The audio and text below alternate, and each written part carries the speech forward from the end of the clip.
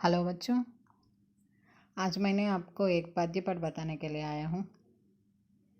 इस पद्य पाठ बताने के पहले आपसे कुछ प्रश्न पूछती हूँ। हम सभी कौन सा देश का वासी हैं?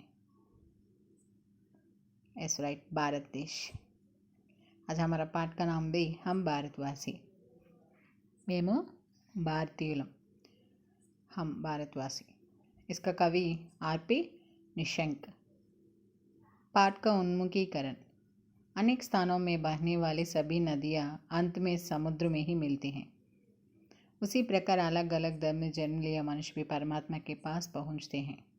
कोई भी धर्म छोटा या बड़ा नहीं होता। मानव जाति एक है, मानव धर्म एक है। ये सब वाक्य స్వామి వివేకానంద का है। అనేక ప్రాంతాల్లో స్టార్ట్ అయిన నదులు అంటే వేరు ప్రాంతాల్లో మొదలైంటాయి నదులన్నీ ప్రవహించడానికి. చాలా రకాల ప్లేసెస్లో నుంచి స్టార్ట్ అయ్యి అవి మొత్తం ఎక్కడ కలుస్తాయి? సముద్రంలో కలుస్తాయి.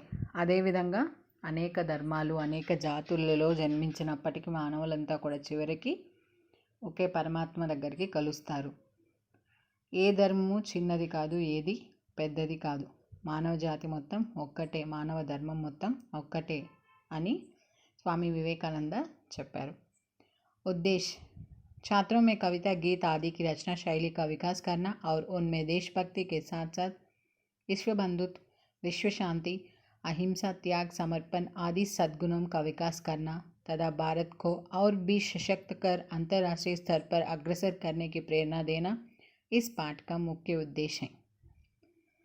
इस पद्य पाठ आपकी पाठ्य पुस्तक में देने की मुख्य उद्देश्य है कि छात्र में స్టూడెంట్స్లో కవిత, గీత్ రచనా శైలిని పెంపొందించడం, దేశభక్తిని పెంపొందించడం, విశ్వశాంతి శాంతిని, అహింసని, త్యాగాన్ని అలాంటి గుణాలన్నీ పెంపొందించడం కోసం అండ్ అవన్నీ పెంపొందించుకొని వాటి యొక్క ఇంపార్టెన్స్ని తెలుసుకొని భారతదేశాన్ని ఇంకా ముందుకు తీసుకెళ్ళి అగ్రస్థానంలో నిలపడానికి ప్రయత్నించే గుణాలన్నీ అందించడం ఈ పాఠ్యం యొక్క ముఖ్య ఉద్దేశం।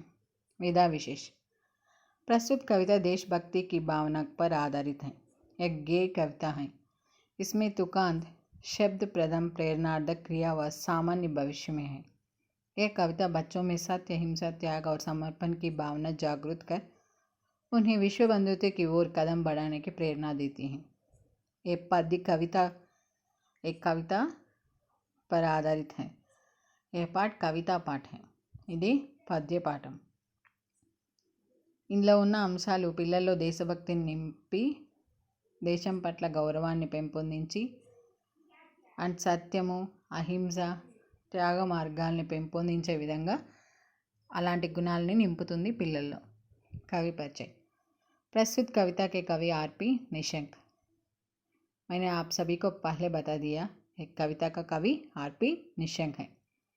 वे आधुनिक हिंदी साहित्यकारों में विशिष्ट स्थान रखते हैं। इनकी रचनाओं में मुख्य प्रतिपद देशभक्ति हैं। आरपी निशंक का रचना में मुख्य प्रातिपद దేశభక్తి। ఇన్స్ మనం ఏదైనా రాసేటప్పుడు ఏ కవి అయినా ఏదైనా రాసేటప్పుడు ఒక థీమ్ని ఎంచుకుంటారు। ఆర్పి నిశంక్ రైటింగ్స్లో ఎక్కువ దేశభక్తి గురించి ఉండేది। అతను రాసిన समर्पण, नवंकर मुझे विधाता बनना है, तुम भी मेरे साथ चलो, जीवन पद में, मातृभूमि के लिए कोई ముష్కిల్ నహి, ఇవన్నీ చెప్పుకోదగ్గ కవితలు, రచనలు, అతని యొక్క కావ్యాలు, ఆర్పి నిశంక్ యొక్క ముఖ్య కావ్యాలు। ఇది కవి పరిచय। అండ్ विषय प्रवेश: भारत प्राचीन देश है। यहाँ की संस्कृति और सभ्यता सारे विश्व को लुभाती हैं। सत्यवानों, अहिंसावादियों, संतों, सूफियों, कर्तव्यनिष्ठों, धर्मनिष्ठों और देशभक्तों की पावन भूमि भारत देश है। భారత్ ప్రాచీనమైన దేశం భారతదేశం। మన దేశంలో సంస్కృతి, సభ్యత ప్రపంచ దేశాలన్నిటికీ కూడా ఆదర్శంగా నిలుస్తుంది, అందరూ పాటిస్తారు కూడా। ఇక్కడున్న అహింసని, సత్యాన్ని, సంతం సూఫియం మీన్స్ సాధువులు, కర్తనిష్టం, ధర్మనిష్టం और దేశభక్తి ధర్మాన్ని వాళ్ళందరూ ఉండడంతో భారతదేశం ఇంకా ఎక్కువ పావనమైంది। आज यहाँ का बच्चा बच्चा भी इनके मार्ग पर चलकर विश्व शांति व विश्व बंधुत्व की पवित्र भावनाओं से दुनिया को पावनदाम बनना चाहता है. ఇప్పుడు మనకు చెప్తారు, అంటే మామూలుగా చెప్తుంటారు, నేటి బాలలే ఇప్పటి పౌరుడు. ఆ విధంగా ఇప్పుడున్న పిల్లలంతా దేశభక్తిని పెంపొందించుకొని సత్య మార్గంలో నడుస్తూ భారతదేశాన్ని ఇంకా గొప్పగా తీర్చిదిద్దాలి అని కవి మనకి చెప్తూ ఉన్నారు. ఇది హమ్ భారత్వాసి ఉన్మికీకరణ్, ఉద్దేశ్, విధా విశేష్, కవి పరిచయ్ అండ్ విషయ ప్రవేశ్. ఇప్పుడు మనం హమ్ భారత్వాసి పోయం చూద్దాం.